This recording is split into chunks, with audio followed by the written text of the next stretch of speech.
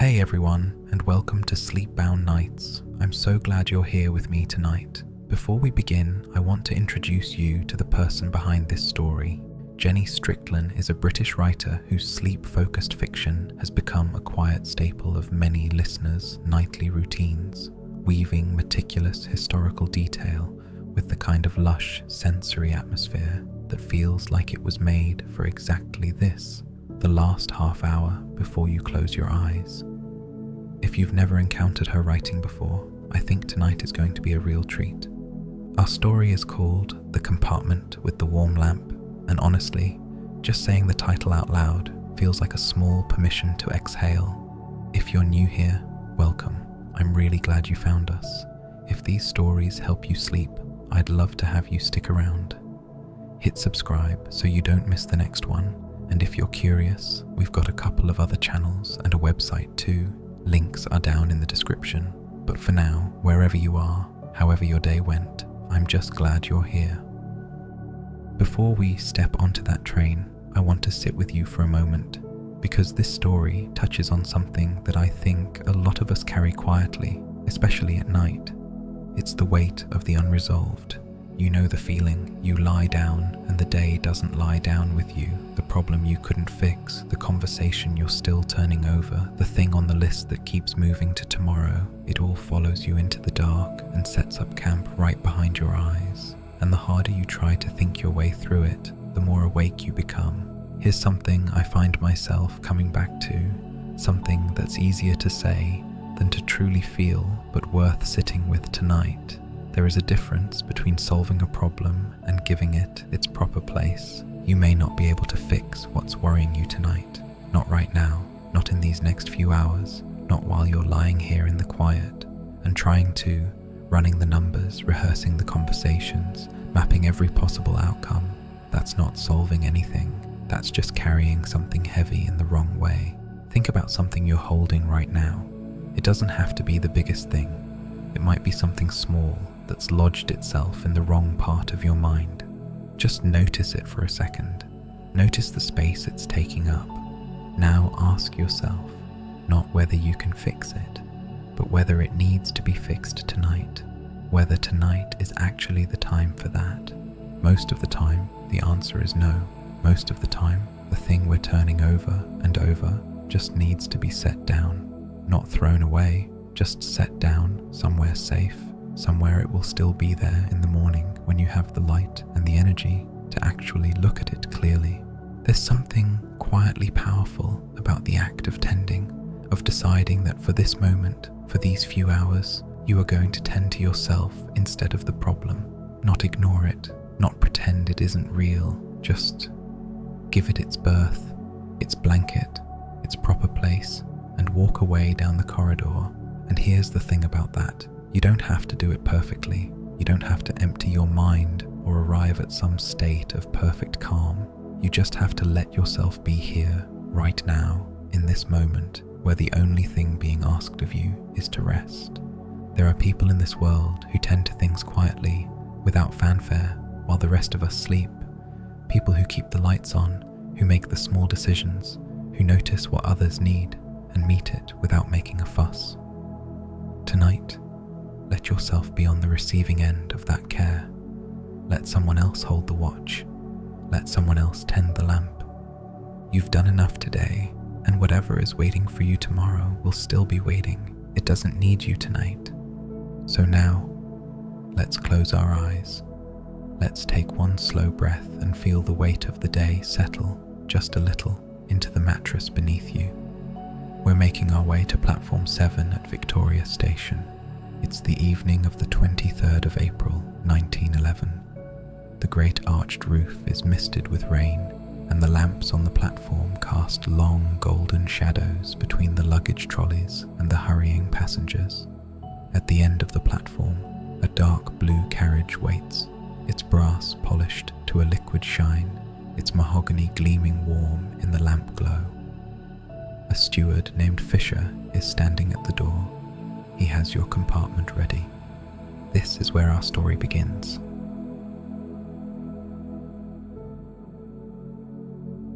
The clock at Victoria showed 10 minutes past 9. though Eleanor Graves had stopped trusting clocks some weeks ago. They seemed to conspire against her, lunging forward in the small hours, dragging through afternoon teas, and always, always ticking. She had come to believe that insomnia did something queer to time itself, stretched it like taffy until the minutes grew thin and see-through, until 3 in the morning and 3 in the afternoon were both the same grey country, and she a reluctant citizen of neither. She stood now on the platform beneath the great arched roof, her traveling case at her feet, her reflection ghosting back at her from the rain-streaked windows of the Continental boat train. A porter had offered to take her bag. She had thanked him, but gripped the handle tighter, as if letting go of even that small weight might cause her to float upward and away entirely. It was the 23rd of April, 1911. She knew because she had written the date on a letter to her sister that morning, a letter she had not posted, in which she had said only that she was going away for a few days and would wire from Calais. She had not mentioned the insomnia. Margaret would have fussed, and Margaret's fussing, while kindly meant, had a way of adding to the weight of things rather than lifting them. The Compagnie Internationale des Wagons-Lits had a reputation, and Eleanor had paid for that reputation.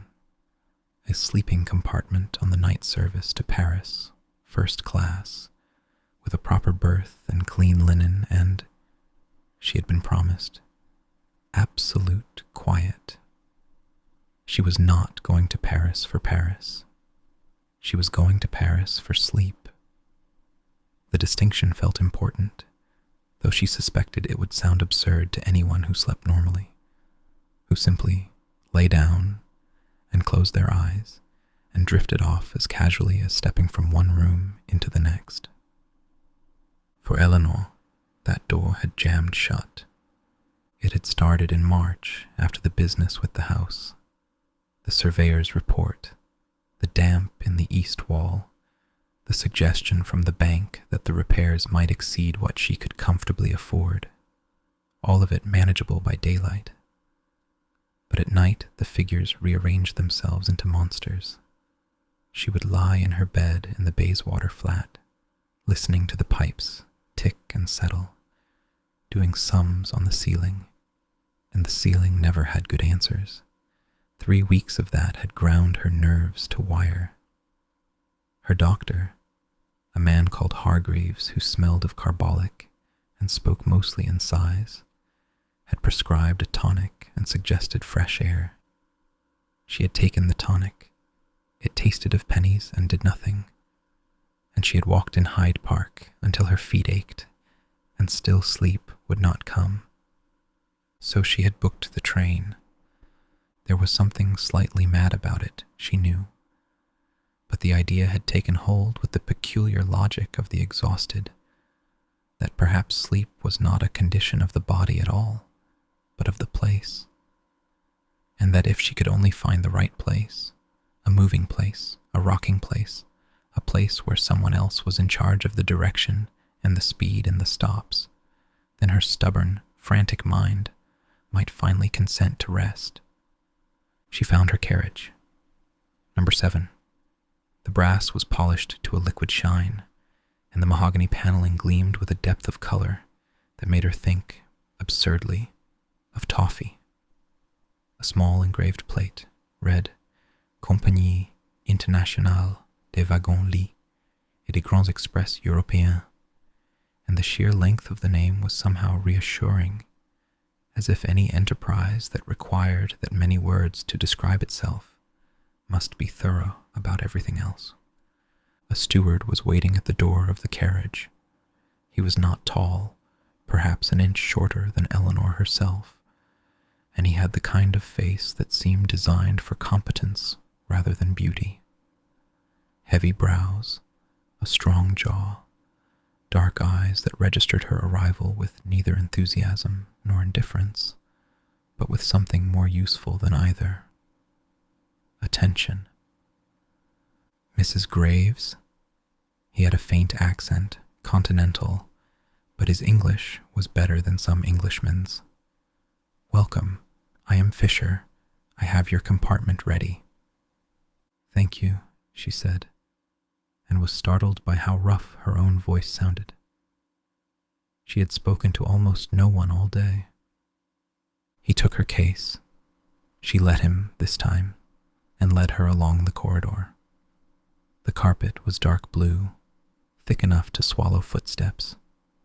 Through the windows on the corridor side she could see the platform, the hunched figures of passengers and porters, the hiss and sigh of other trains.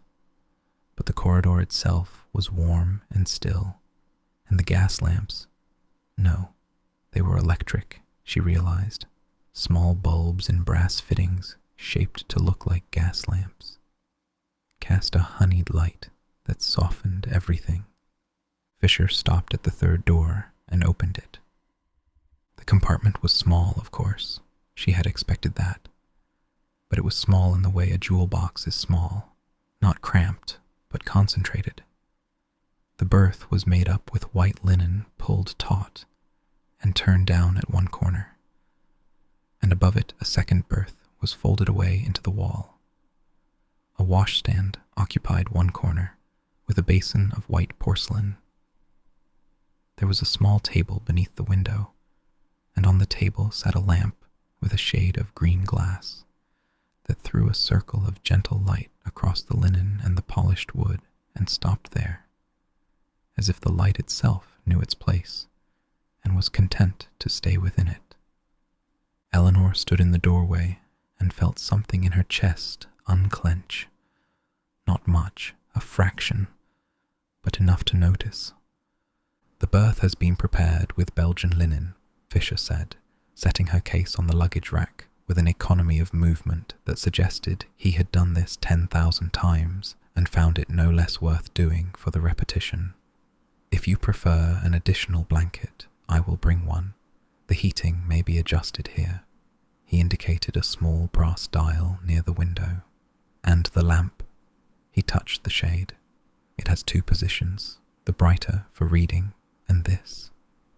He turned something, and the light dimmed to a soft amber glow, barely more than a candle, but somehow warmer, for rest.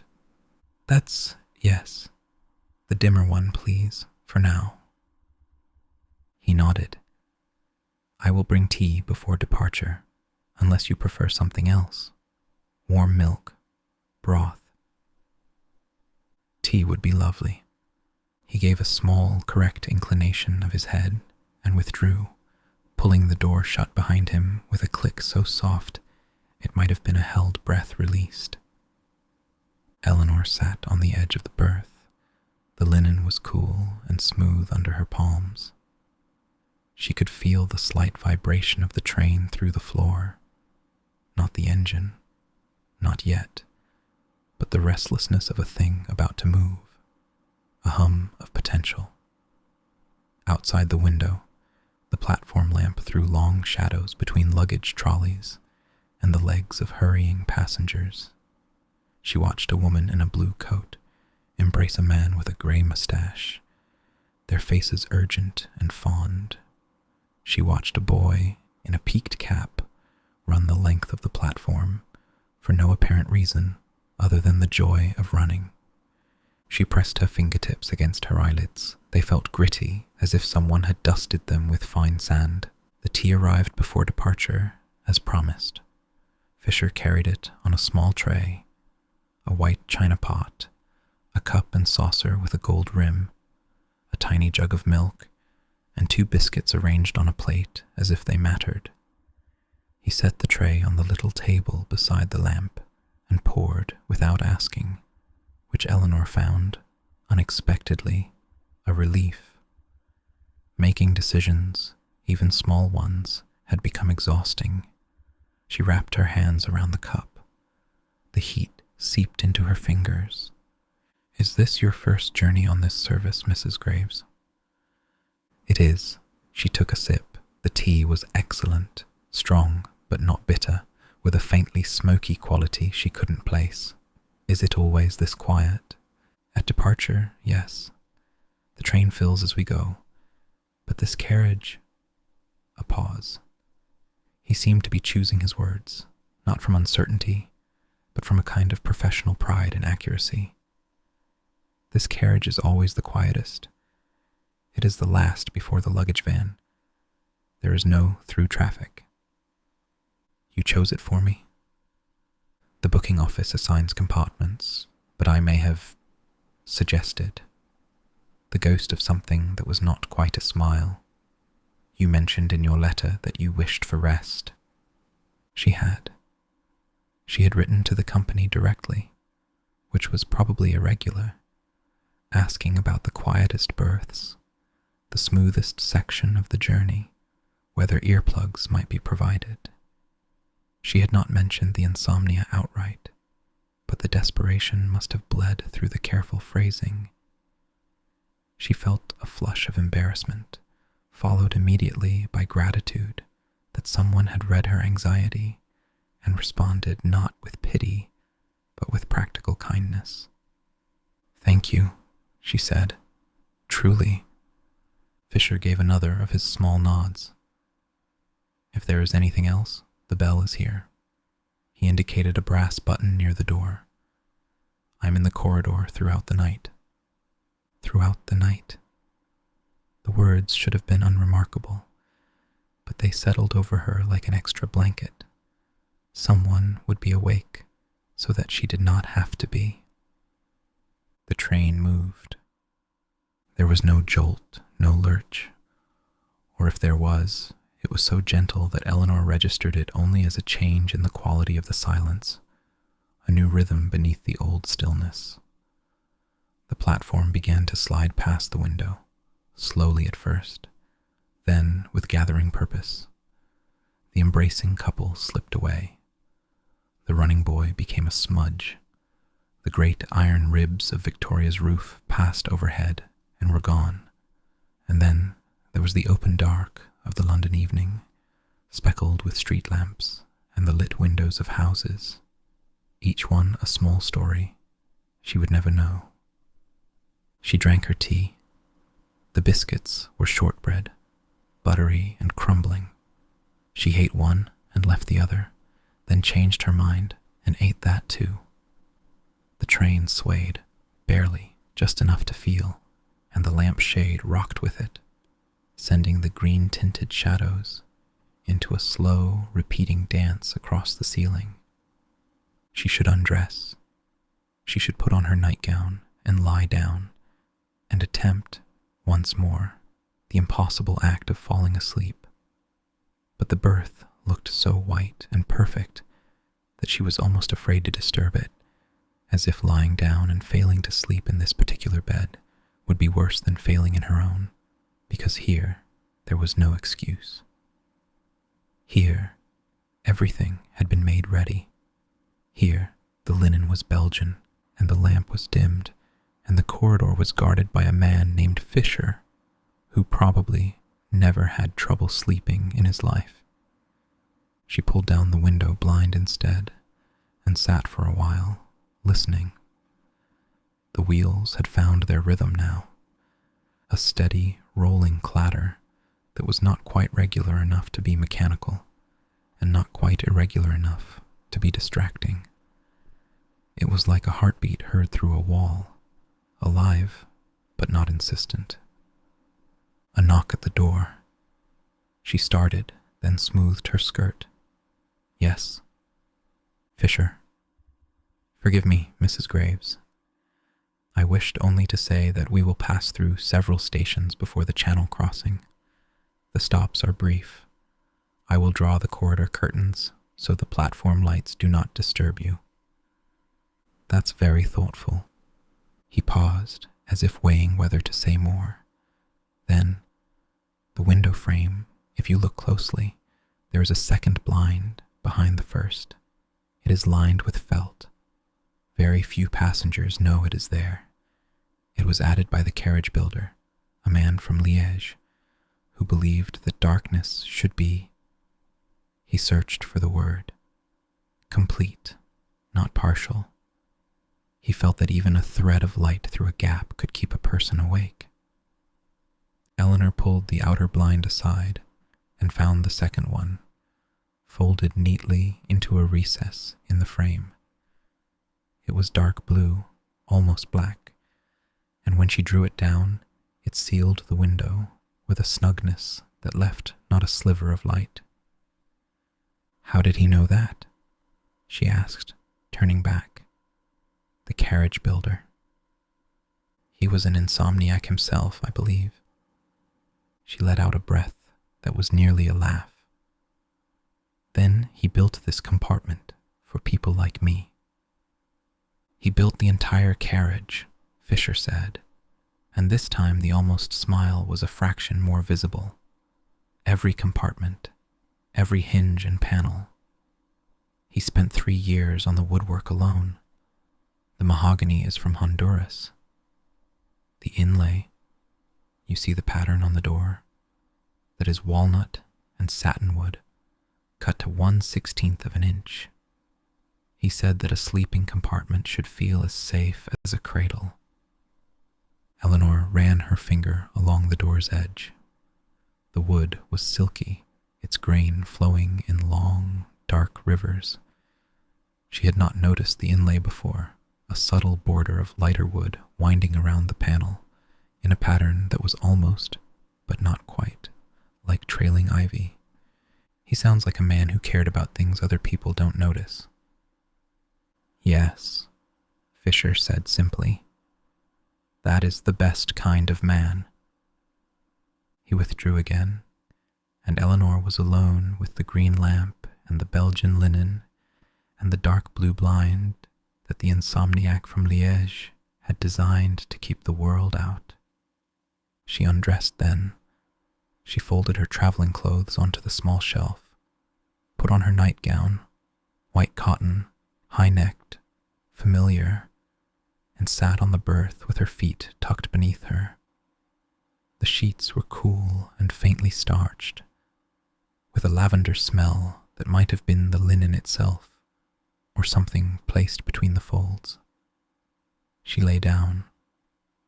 The pillow received her head with a soft, yielding firmness that seemed engineered, as though the right amount of goose down had been calculated by someone who understood the precise weight of a tired woman's skull. The train rocked. The wheels talked. She closed her eyes and waited for the familiar enemy, the racing thoughts, the tightening chest, the sense of being awake at the dark rather than in it. It came. Of course it came. The figures first. The surveyor's estimate, the bank manager's careful frown, the cost of the slate, the cost of the pointing, the cost of doing nothing and watching the east wall weep itself to ruin. Then the secondary worry, which was always worse, that she was foolish to be here at all, spending money on a train to Paris when the house demanded every penny, that this entire journey was a symptom of the problem rather than a cure. She turned on her side, the lamp's amber glow pressed against her eyelids. She turned away from it, faced the wall, and the darkness was total except for the faintest line of green where the lamplight found the edge of the wood. Minutes passed, or hours. She couldn't tell. Then, through the thin wall, a sound. A child crying, not screaming, a smaller, more ragged sound than that.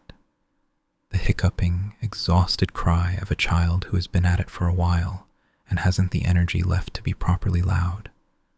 Eleanor listened. The crying went on, uneven and miserable, and beneath it, just audible, a woman's voice, shushing, murmuring, the words indistinguishable but the tone unmistakable, pleading, not with the child exactly, but with the situation. Please, please stop. Please sleep. Eleanor knew that tone. She had heard it in her own voice, speaking to herself at 4 a.m. She lay still, willing the child to settle. The shushing continued. A lull, blessed silence, and then the crying started again, thinner now, almost a whimper. The woman's voice cracked on a word Eleanor couldn't make out. She sat up. She put on her dressing gown, belted it, slipped her feet into her shoes, and opened the compartment door. The corridor was dim, the overhead lights had been lowered, and the carpet absorbed whatever sound her shoes might have made. She stood for a moment, orienting herself, then stepped to the next door and knocked lightly. Silence. Then the door opened a crack, and a woman's face appeared. Younger than Eleanor by a decade at least, with dark hair escaping from pins and eyes that were red-rimmed and defensive and frightened all at once. "I'm sorry," the woman said immediately, in English tinged with something French. "We are disturbing you. I am so sorry. I cannot. She will not. Please don't apologize." Eleanor's voice surprised her again, steadier now, warmer. "May I come in?" The woman blinked. She looked as though no one had offered to come in before. People usually asked you to make it stop. Yes, if you wish." The compartment was identical to Eleanor's except disordered. A small valise had been opened on the berth, spilling a confusion of linen and tiny garments. On the woman's lap sat a girl of perhaps 2, dark-haired like her mother, her face blotchy and wet, her fists clenched around a scrap of something that might once have been a handkerchief. She looked at Eleanor with the suspicious, wobbly gaze of the very small and very tired. "Hello," Eleanor said to the child. She sat down on the edge of the berth opposite, slowly, the way you might approach a spooked animal. "What's your name?" The mother answered for her. "Celeste." "Celeste, that's a beautiful name." She kept her voice low and unhurried. "And yours?" Madeleine Laurent."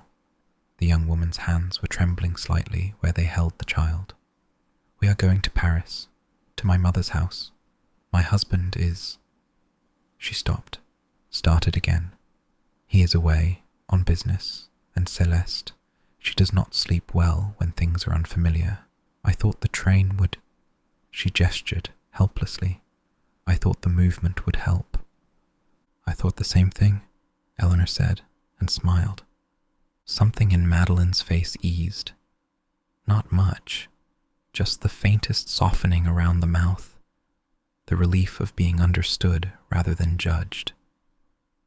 Celeste was watching Eleanor with that unblinking focus only very young children manage.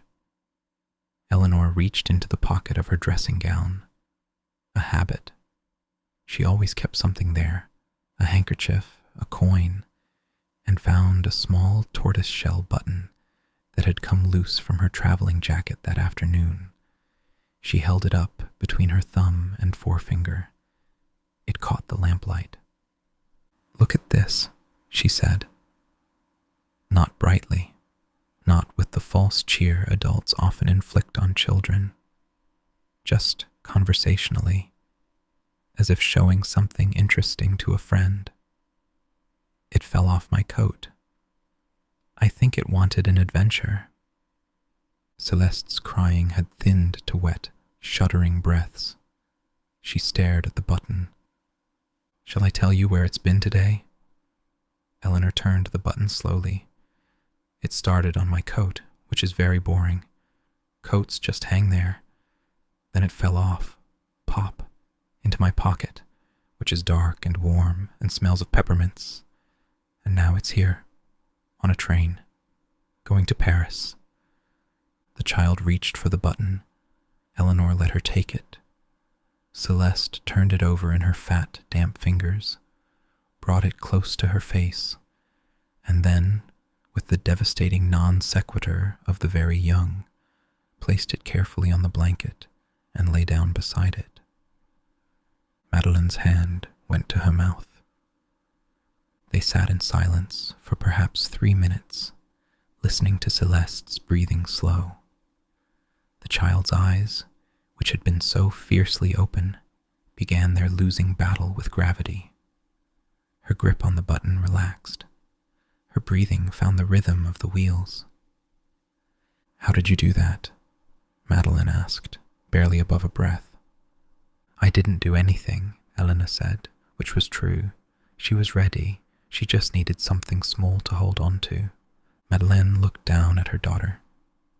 When she looked up again, her eyes were bright with a different kind of tears. "You are kind. I was afraid the steward would come and ask us to be quiet, and I had nowhere else to go. There is no later train. My mother is expecting us." "Fisher wouldn't do that," Eleanor said, though she didn't actually know this, but she believed it. She had seen his hands on the tea tray. "You know him?" "Only since tonight. But some people, you can tell." They talked for a little while in hushed voices while the train passed through what Eleanor guessed was the Kent countryside, though the blind was drawn and there was nothing to see. Madeline was 24. She had married a shipping clerk who worked for a firm in Southwark and who was currently in Hamburg. Her mother lived in Montmartre and had not met Celeste yet, because the child had been ill in the winter and the crossing had been postponed twice. Madeleine was tired in a way that was different from Eleanor's tiredness. Hers was the accumulation of months of being the only person awake with a small child, of being responsible for another creature's comfort, while your own eroded by degrees. "When did you last sleep properly?" Eleanor asked. Madeleine laughed, a quiet, rueful sound. "I cannot remember. Isn't that terrible? Before Celeste, I think. I used to sleep like the dead." She paused, considering. "I miss it the way you miss a country you lived in once." Eleanor understood this so completely that for a moment she could not speak. "Go to sleep," she said. "Now, while she's sleeping. But I'll sit here. If she wakes, I'll manage. You need to sleep more than I do." This was not true, but it felt true in the way that mattered. Eleanor had only herself to worry about, and Madeleine had Celeste, and the mathematics of exhaustion were different for mothers. Madeleine protested, weakly, in the way of someone who wants desperately to be overruled. Eleanor overruled her, and within 5 minutes, Madeleine Laurent was asleep on the narrow berth with her daughter curled against her chest, and the tortoise-shell button still clutched in Celeste's fist. And Eleanor Graves was sitting in a stranger's compartment on a night train, keeping watch. She stayed for an hour, or what felt like an hour. The train stopped once. A station, rain on the platform, the muffled sound of doors opening and closing somewhere further along the train. The corridor curtains, as Fisher had promised, were drawn, and only a ghost of light leaked through. She heard his footsteps pass the door once, twice, deliberate, evenly spaced, the patrol of a man who understood that his vigilance allowed other people their peace. When she was sure Madeleine and Celeste were deeply asleep, the child making small, unconscious sounds, the mother perfectly still, Eleanor slipped out and pulled the door shut behind her. Fisher was in the corridor. He had a cloth in his hand and was polishing a brass fitting near the far end, which struck Eleanor as either admirably dedicated or faintly absurd at this hour. He looked up as she emerged. "The child?" he asked. "Sleeping, both of them." He nodded, as if this were the expected outcome of a well-run world. "Good. Do you ever sleep, Fisher?" "Not on duty." He folded the cloth precisely. "I sleep at the terminus. 4 hours. Then the return service. 4 hours, Eleanor repeated. It sounded both impossible and insufficient. It is enough, for me. I sleep well. He said this without smugness, just a statement of fact like saying he had brown eyes. Not everyone does, I know this. No, not everyone does. There was a pause. Rain hit the corridor windows in a sudden, scattered volley, then eased. Eleanor leaned against the wall, her dressing gown pulled tight around her. She ought to go back to her compartment. She ought to try again. But the corridor was warm, and the light was amber, and Fisher was there, solid and unbothered, and she felt, not sleepy, not yet, but something adjacent to it, something that lived next door to sleep and sometimes left the connecting door ajar. May I ask you something? The carriage builder, the insomniac from Liège, what was his name? Verbeke, Henri Verbeke. Did building the carriages help with his insomnia? Fisher considered this. She liked that he considered it, rather than simply answering. I do not know for certain, but I was told, by a man who knew him, that in his later years Verbeke slept better. He said it was because he had built a place where sleep was possible for others, and knowing this gave him rest. He paused. I cannot say if this is true. It may be a story people tell because it has a good shape. Most true things don't have a good shape, Eleanor said. No, Fisher agreed. They do not. She returned to her compartment. The green lamp was still burning low, the felt blind still sealed against the night. She took off her dressing gown, lay down, and pulled the sheet and blanket up to her chin. The linen was no longer cool. It had been waiting for her, had warmed slightly from the heated compartment, and it received her now like something that had been expecting her back. She lay on her side. The button was gone, in Celeste's fist in the next compartment, and its absence from her pocket was a small, satisfying lightness. She'd given something away, and the giving had not cost her anything.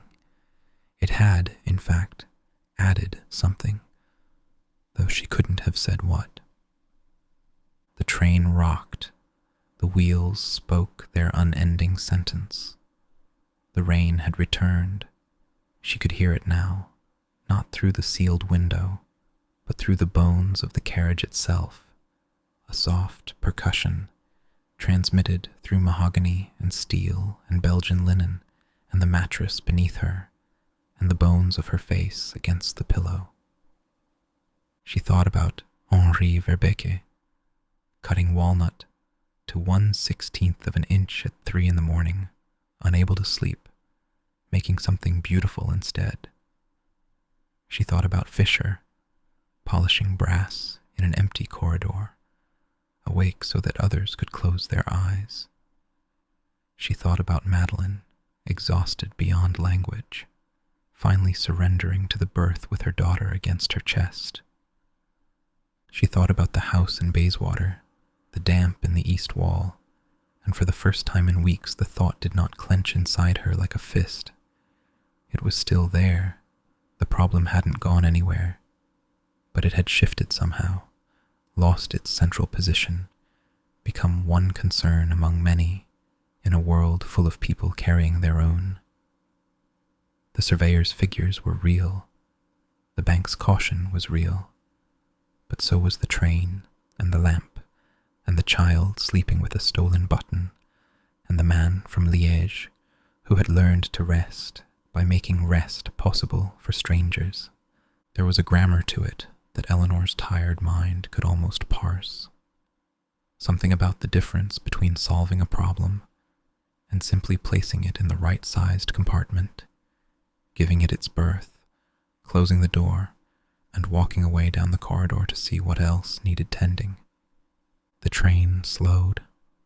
Another station, She didn't know which, and for once, not knowing felt like a luxury rather than an anxiety. Rain on an unseen platform, the groan of brakes gentle as a sigh, silence, then movement again, the wheels recovering their rhythm, the carriage settling back into its long, swaying conversation with the tracks. She felt it happen, not dramatically, not the crashing wave of unconsciousness she had been craving, but a slow, quiet recession, as if the tide of wakefulness were simply pulling back, inch by unhurried inch, from a shore it had occupied too long. Her thoughts lost their hard edges. The surveyor's numbers blurred. Fisher's voice drifted through her mind. He spent 3 years on the woodwork alone, and the words became a kind of lullaby, not because they were soft, but because they were about care, about someone spending 3 years on something that mattered, and that was a thing worth falling asleep to. She slept. Not perfectly, not without interruption. She woke once when the train crossed a bridge, a change in the sound, a deeper, more hollow note from the wheels, and once when a door closed somewhere in the corridor. But each time she surfaced, the green lamp was there, and the dark blue blind was there, and the Belgian linen was there, and she let herself sink back without the old panic, without the frantic internal accounting of hours remaining until morning. She simply sank. She dreamed, though she would remember only pieces afterward. A room full of wood shavings, a man with a plane in his hand, working in lamplight. The sound of rain, which may have been real, a child laughing, which was certainly not. When she woke properly, the quality of the light had changed. The felt blind could not keep out the dawn entirely. A thin, gray luminescence had crept in at the edges, and the green lamp, still burning, looked softer and less necessary. She lay still for a moment, taking stock. Her body felt heavy in a way that was not unpleasant, leaden, grounded, as if gravity had increased during the night and was holding her more firmly to the earth. Her eyes did not sting. Her thoughts were slow and orderly, like passengers queuing calmly for a platform. She had slept. Not a full night. She guessed perhaps 4 hours, maybe 5, but real sleep, the kind with depth and weight and dreams, the kind she had almost forgotten was possible. She washed her face in the small basin. The water was cool and clean. She dressed, pinned her hair, and looked at herself in the tiny mirror above the washstand. The woman who looked back was still tired. That would take more than 1 night to mend, but she was recognizable. Eleanor Graves, 41, traveling to Paris, owner of a damp house and a finite bank account, and a body that had, at last, remembered how to let go. A knock. "Good morning, Mrs. Graves." Fisher with a fresh tray. Coffee this time, and a roll, and butter in a ceramic dish, and a small pot of apricot jam whose color in the early light was the exact shade of the lamp's amber glow. "We arrive in 40 minutes. The channel crossing was smooth. You did not wake for it." "I didn't wake for," she stared at him. "We've crossed already." Some hours ago. Was that a hint of satisfaction in his voice? She thought so. She hoped so. The sea was calm. The transfer at the port was managed without disturbance. She had slept through a channel crossing, through being moved from train to ferry to train, through whatever complicated choreography of porters and gangways and ticket checks that entailed. She had slept through all of it, and Fisher had managed it around her like a man adjusting a lampshade so as not to wake a sleeper. "Mrs. Laurent asked me to give you this," he said, and placed a folded note on the tray beside the coffee. Eleanor opened it. The handwriting was hurried, slanting, the ink slightly smudged. Dear Mrs. Graves, we are both better this morning. Celeste still has your button and will not give it back. I think it has become the most important object in her world. Thank you for sitting with us. I slept more deeply than I have in months. You are proof that angels ride night trains. Monsieur Laurent. Eleanor folded the note and put it in her pocket, in the space where the button had been. It seemed a fair exchange. She drank her coffee. She ate the roll with butter and apricot jam, and the jam was sweet and faintly tart, and tasted of a summer she had not experienced in a country she had not yet visited. Outside the window, she'd raised both blinds now. The French countryside was emerging from early mist, flat fields, poplars in ruler straight lines, a church spire in the middle distance, a river catching the first, uncertain sunlight. Everything looked washed, clean and patient and ready for whatever the day would bring. Fisher came to collect the tray. She wanted to say something to him, something that captured the precise nature of her gratitude, which was not for the tea or the coffee or the blind or the birth, or not only for those things, but for the attention behind them, for the way he had read her need and met it without making her feel needy. Fisher. Yes, Mrs. Graves? The man from Liège, Verbeke. You said he slept better in his later years because he'd built a place where sleep was possible for others. I said, that is what I was told. It may only be a story. Even if it is, she hesitated. You do the same thing. You know that, don't you? What he did with wood, you do with... She gestured vaguely at the compartment, the corridor, the entire swaying, humming, improbable enterprise of the night train. With everything. Fisher stood very still for a moment. Then he picked up the tray and said, Thank you, Mrs. Graves. That is a kind thing to say. And his voice was the same, measured, correct, professional, but his hands on the tray were not quite steady, and Eleanor saw this, and said nothing more, because some things are better left to settle on their own. The Gare du Nord was enormous, and echoing and smelled of engine smoke and fresh bread. Eleanor stepped onto the platform with her traveling case, and stood blinking in the pale morning sun that slanted through the station's iron and glass roof. Around her, passengers moved with the purposeful blur of people who had somewhere to be. She did not. She had a return ticket for tomorrow evening, and no plans in between, and this absence of plans, which would have panicked her yesterday, now felt spacious. A room without furniture, room to move. She turned back. Fisher was at the door of carriage 7, already attending to the next arriving passengers. A stout gentleman with a leather case and a harried expression who was asking about breakfast. Fisher answered with the same unhurried competence he had shown Eleanor, as if this man, too, were the only passenger who mattered. Madeleine Laurent passed her on the platform. Celeste balanced on one hip, a bag in the other hand. The child was asleep.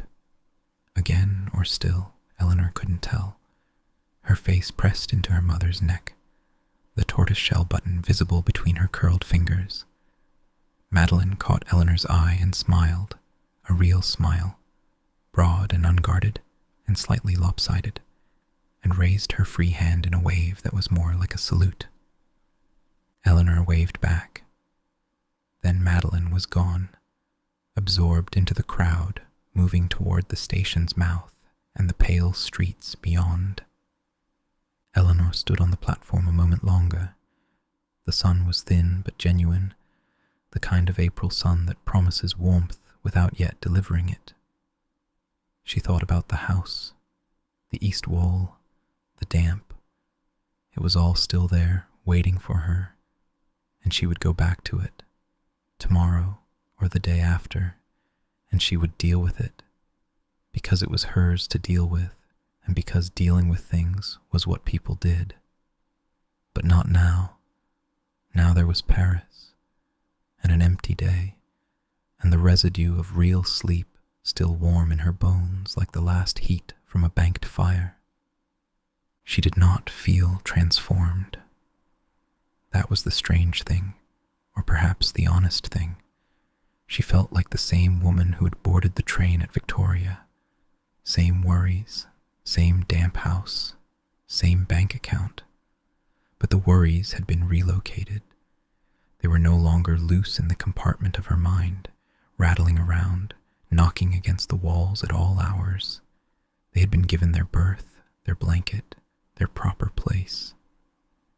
Someone had come along, several someones if she counted Fisher and Verbeke and Madeline, and even Celeste with her stolen button, and shown her that the act of tending to a thing was not the same as fixing it, and that sometimes tending was enough. She walked into Paris. The city smelled of rain and coffee and river stone.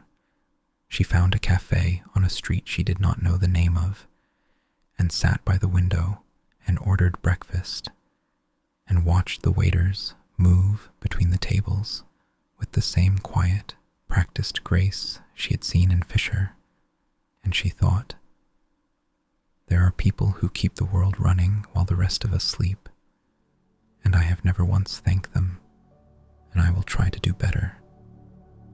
It was not a dramatic revelation.